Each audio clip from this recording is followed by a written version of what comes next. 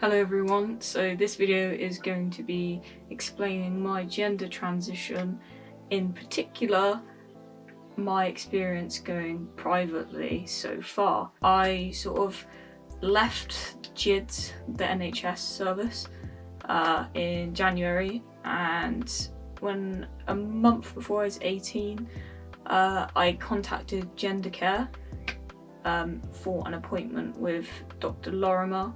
They said do this a month before because of waiting times and also because it takes about a month, and then obviously I wasn't 18 anyway, which was really simple actually. I just sort of emailed them, they emailed back. It was slightly confusing, but I got there in the end. So I emailed them. Then I think a couple of days after my birthday, so my birthday's the 12th of May, I think maybe the 14th of May, I got an email back offering an appointment with Dr. Lorimer, which was amazing, like how quick it was.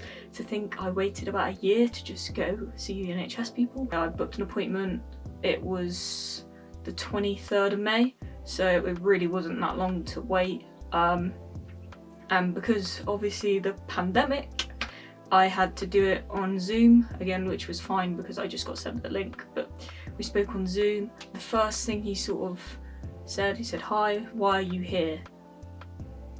Like, why do you think, well, what is the point? What's the purpose of you being here?" Which didn't really throw me off because I'd already read that that's what he does, and I just said, well, I want hormones, I want to look more masculine, this is how I feel, which was fine. He was so nice. Obviously he knew this already because I'd filled out a form or whatever, but he was just so kind. We discussed sort of like family things, when I came out, like how old I was, and he was very surprised that I've been out for 3 years. He was like, wow, which didn't really seem amazing to me, but obviously when people go privately, they go private for quicker service, and it had got to the point with the NHS where I was fed up. Not saying that it's a bad thing, but for me the waiting times were too long, and I'm about to start my life at uni this year, so I just want to, you know, look like a boy, look more masculine. One of the questions he asked me, he said, well, obviously quite a lot of people perceive someone questioning their gender might just be like a lesbian or gay or whatever, and I turned around and said, well, it's like, well, before I came out I was bisexual. I dated a girl for like 2 weeks, but it didn't feel right because it felt like, I don't know, I didn't like the fact how it wasn't like me being a boy in a relationship, it was like me as a girl, and it felt, well, I didn't like it. So for me, I'd feel myself more as like a man in a relationship. So he was fine with that. He's like, yeah, I totally get you. And he asked, what do you say to people that don't understand gender issues and ask, why can't you just be a masculine female? And I was just like, well, you really just don't know what it's like to be trans then. And he agreed completely. He asked about a few things like, since how long have I known? And I just explained that since I was like 2, 3, I used to run around asking people to call me a certain name and everything like that.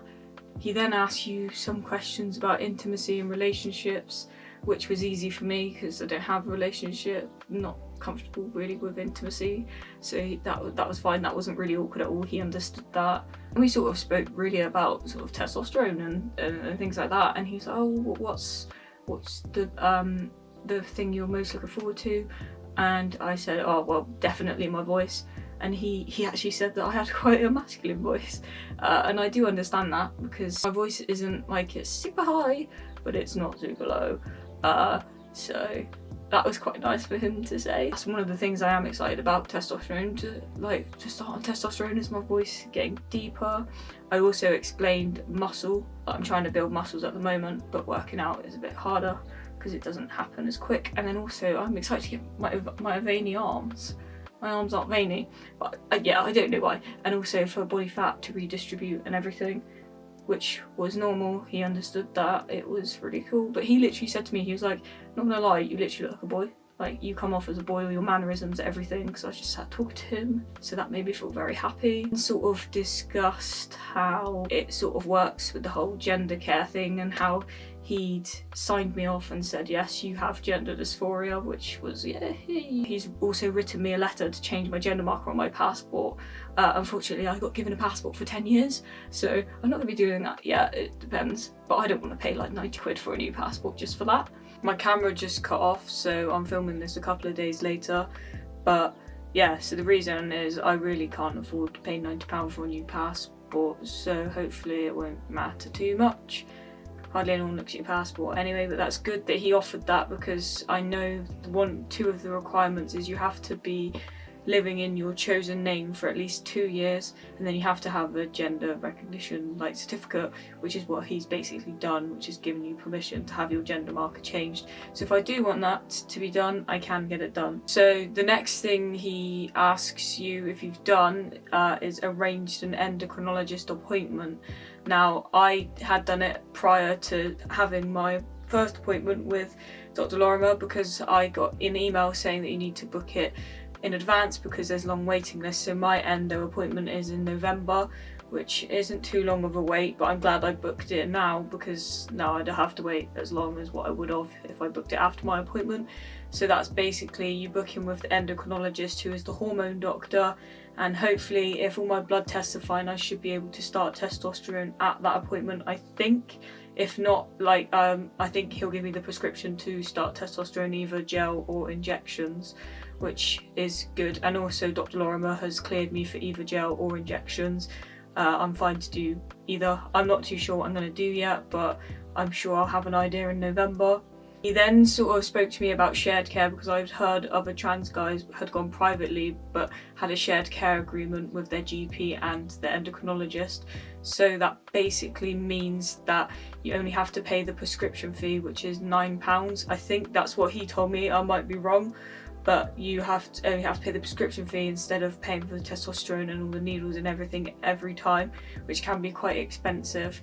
So I'm hoping that my GP will do that. I don't see why he wouldn't. He seems really nice, so I've just got to ask him, and hopefully it'll be shared care, which will make things a lot easier for me, as I'll be able to afford it. He then told me that he was going to send a letter of basically everything we discussed in this appointment to my GP, and he sent it through to me as well to check over, and then sent it back to my GP and also to me, so I now have a copy of that.